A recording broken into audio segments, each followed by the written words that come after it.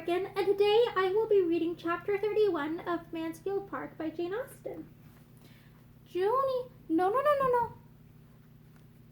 Henry Crawford was at Mansfield Park again the next morning, and at an earlier hour than common visiting warrants. The two ladies were together in the breakfast room, and fortunately for him, Lady Bertram was on the very point of quitting it as he entered. She was almost at the door, and not choosing by any means to take so much trouble in vain, she still went on. After a civil reception, a short sentence about being waited for, and "Let Sir Thomas know," to the servant. Henry, overjoyed to have her go, bowed and watched her off, and without losing another moment, turned instantly to Fanny, and taking out some letters, said, with the most animated look, "I must acknowledge myself infinitely obliged to any creature who gives me such an opportunity of seeing you alone. I have been wishing it more than you can have any idea. Knowing as I do what your feelings as a sister are, I could hardly have borne that anyone in the house should share with you in the first knowledge of the news I now bring. He is made. Your brother is the lieutenant. I have the infinite satisfaction of congratulating you on your brother's promotion. Here are the letters which announce it. This moment come to hand. You will, perhaps, like to see them." Fanny could not speak, but he did not want her to speak. To see the expression of her eyes, the change of her complexion, the progress of her feelings, their doubt, confusion, and felicity was enough. She took the letters as he gave them. The first was from the Admiral, to inform his nephew, in a few words, of his having succeeded in the object he had undertaken, the promotion of young Price, and enclosing two more, one from the secretary of the First Lord to a friend, whom the Admiral had set to work in the business, the other from that friend to himself, by which it appeared that his lordship had the very great happiness of attending to the recommendation of Sir Charles, that Sir Charles was much delighted in having such an opportunity of proving his regard for Admiral Crawford, and that the circumstance of Mr. William Price's commission as second lieutenant of H.M. Sloop Thrush being made out was spreading general joy through a wide circle of great people. While her hand was trembling under these letters, her eye running from one to the other, and her heart swelling with emotion, Crawford thus continued, with unfeigned eagerness, to express his interest in the event. "I will not talk of my own happiness," said he, "great as it is, for I think only of yours. Compared with you, who has a right to be happy? I have almost grudged myself my own prior knowledge of what you ought to have known before all the world. I have not lost a moment, however. The post was late this morning, but there has not been since a moment's delay.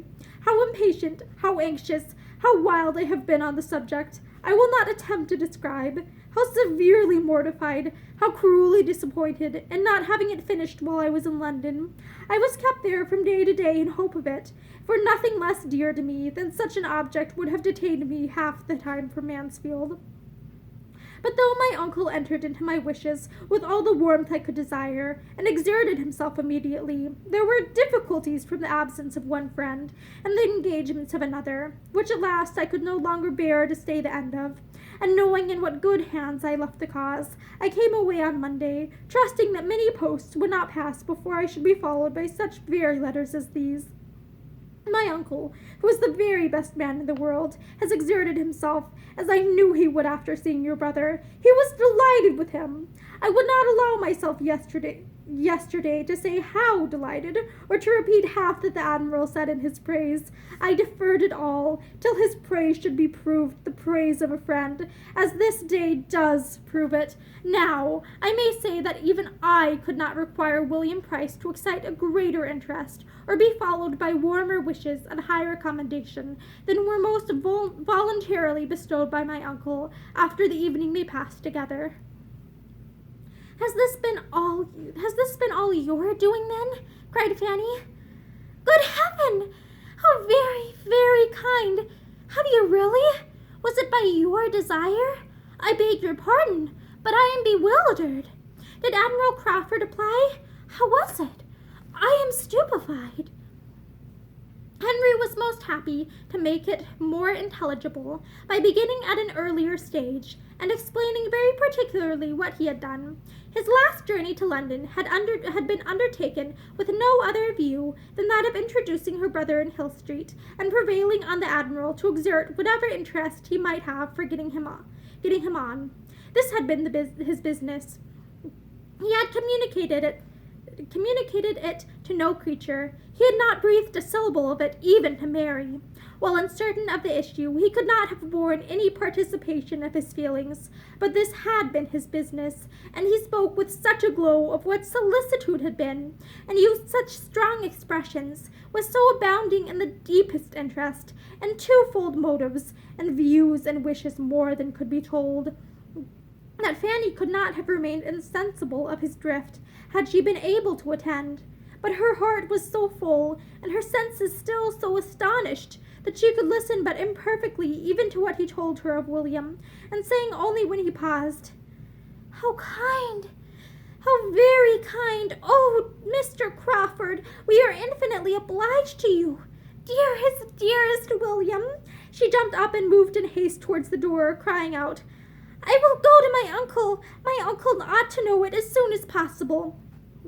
But this could not be suffered. The opportunity was too fair, and his feelings too impatient. He was after her immediately. She must not go. She must allow him 5 minutes longer.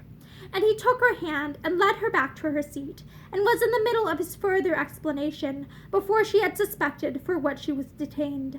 When she did understand it, however, and found herself expected to believe that she had created sensations which his heart had never known before, and that everything he had done for William was to be placed to the account of his excessive and unequal attachment to her, she was exceedingly distressed, and for some moments unable to speak. She considered it all as nonsense, as mere trifling and gallantry, which meant only to deceive for the hour.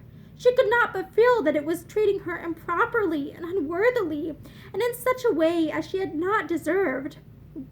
But it was like himself, and entirely of a piece with what she had seen before, and she would not allow herself to show half the displeasure she felt, because he had been conferring an obligation which no want of delicacy on his part could make a trifle to her. While her heart was still bounding with joy and gratitude on William's behalf, she could not be severely resentful of anything that injured only herself, and after having twice drawn back her hand, and twice attempted in vain to turn away from him, she got up and said only, with much agitation, "Don't! Mr. Crawford, pray don't! I beg you would not. This is a sort of talking which is very unpleasant to me. I must go away. I cannot bear it." But he was still talking on, describing his affection, soliciting a return, and finally, in words so plain as to bear but one meaning even to her, offering himself, hand, fortune, everything to her acceptance. It was so. He had said it. Her astonishment and confusion increased, and though still not knowing how to suppose him serious, she could hardly stand. He pressed for an answer. "No, no," she cried, hiding her face. "This is all nonsense. Do not distress me. I can hear no more of this. Your kindness to William makes me more obliged to you than words can express. But I do not want. I cannot bear. I must not listen to such. No, don't think of me. But you are not thinking of me. I know it is all nothing." She had burst away from him, and at that moment Sir Thomas was heard speaking to a servant in his way towards the room they were in.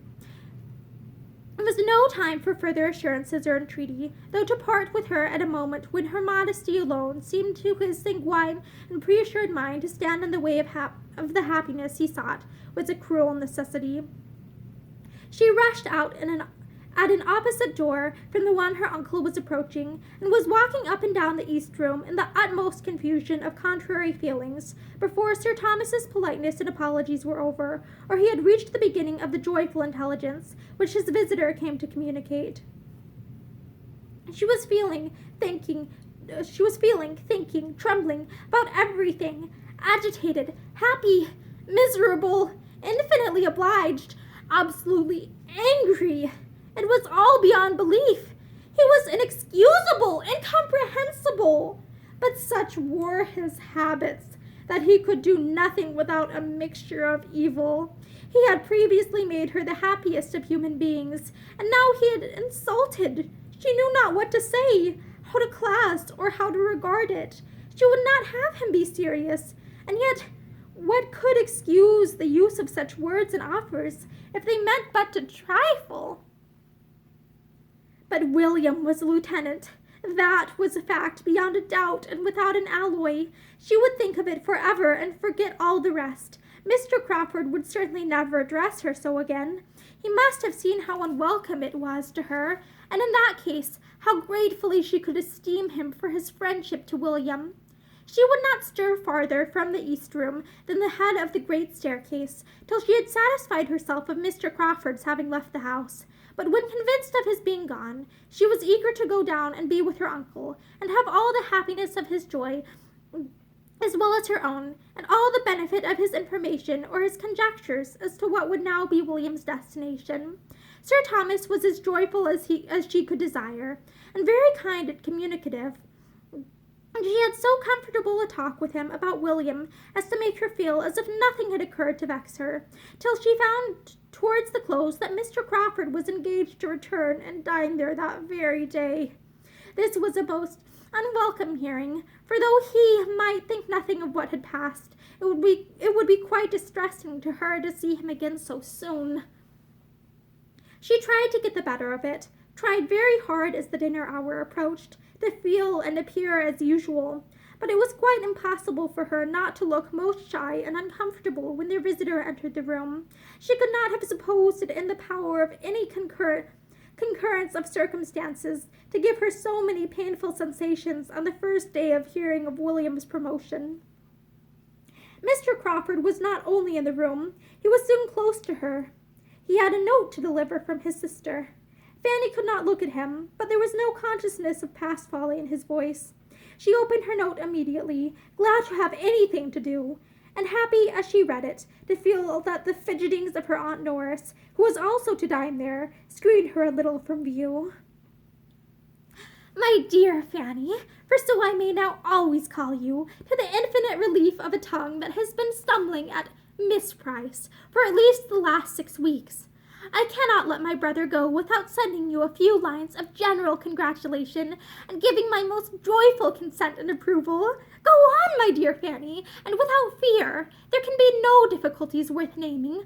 I choose to suppose that the assurance of my consent will be something, so you may smile upon him with your sweetest smiles this afternoon, and send him back to me even happier than he goes. Yours affectionately, M.C. These were not expressions to do Fanny any good, for though she read in too much haste and confusion to form the clearest judgment of Miss Crawford's meaning, it was evident that she meant to compliment her on her brother's attachment, and even to appear to believe it serious. She did not know what to do, or what to think. There was wretchedness in the idea of its being serious. There was perplexity and agitation every way. She was distressed whenever Mr. Crawford spoke to her, and he spoke to her much too often, and she was afraid there was a something in his voice and manner in addressing her, very different from what they were when he talked to the others. Her comfort in that day's dinner was quite destroyed. She could hardly eat anything, and when Sir Thomas good-humoredly observed that joy had taken away her appetite, she was ready to sink with shame from the dread of Mr. Crawford's interpretation, for though nothing could have tempted her to turn her eyes to the right hand where he sat, she felt that his were immediately directed towards her. She was more silent than ever. She would hardly join even when William was the subject, for his commission came all from the right hand too, and there was pain in the connection. She thought Lady Bertram sat longer than ever, and began to be in despair of ever getting away, but at last they were in the drawing-room, and she was able to think as she would, while her aunts finished the subject of William's appointment in their own style. Mrs. Norris seemed as much delighted with the saving it would be to Sir Thomas as with any part of it. Now William would be able to keep himself, which would make a vast difference to his uncle, for it was unknown how much he had cost his uncle, and indeed it would make some difference in her presence too. She was very glad that she had given William what she did at parting, very glad indeed that it had been in her power, without material inconvenience just at that time, to give him something rather considerable. That is, for her, with her limited means, for now it would all be useful in helping to fit up his cabin. She knew he must be at some expense, that he would have many things to buy, though to be sure his father and mother would be able to put him in the way of getting everything very cheap. But she was very glad that she had contributed her mite towards it. "I am glad you gave him something considerable," said Lady Bertram with a most unsuspicious calmness, "for I only gave him 10 pounds. "Indeed!" cried Mrs. Norris, reddening. "Upon my word, he must have gone off with his pockets well lined, and at no expense for his journey to London either." "Sir Thomas told me 10 pounds would be enough." Mrs. Norris, being not at all inclined to question its sufficiency, began to take the matter in another point. It is amazing," said she, "how much young people cost their friends, what with bringing them up and putting them out in the world. They little think how much it comes to, or what their parents or their uncles and aunts pay for them in the course of the year. Now, here are my sister Price's children. Take them all together, I dare say nobody would believe what a sum they cost Sir Thomas every year, to say nothing of what I do for them." "Very true, sister, as you say, but poor things, they cannot help it. And you know it makes very little difference to Sir Thomas. Fanny, William must not forget my shawl, if he goes to the East Indies, and I shall give him a commission for anything else that is worth having. I wish he may go to the East Indies, that I may have my shawl. I think I will have 2 shawls, Fanny." Fanny, meanwhile, speaking only when she could not help it, was very earnestly trying to understand what Mr. and Miss Crawford were at. There was everything in the world against their being serious, but his words and manner. Everything natural, probable, reasonable was against it. All their habits and ways of thinking, and all her own demerits. How could she have excited serious attachment in a man who had seen so many, and been admired by so many, and flirted with so many, infinitely her superiors, who seemed so little open to serious impressions, even where pains had been taken to please him, who thought so slightly, so carelessly, so unfeelingly on all such points, who was everything to everybody, and seemed to find no one essential to him? And further, how could it be supposed that his sister, with all her high and worldly notions of matrimony, would be forwarding anything of a serious nature in such a quarter? Nothing could be more unnatural in either. Fanny was ashamed of her own doubts. Everything might be possible rather than serious attachment or serious approbation of it toward her. She had quite convinced herself of this before Sir Thomas and Mr. Crawford joined them. The difficulty was in maintaining the conviction quite so absolutely after Mr. Crawford was in the room. For once or twice the look seemed forced on her, which she did not know how to class among the common meaning.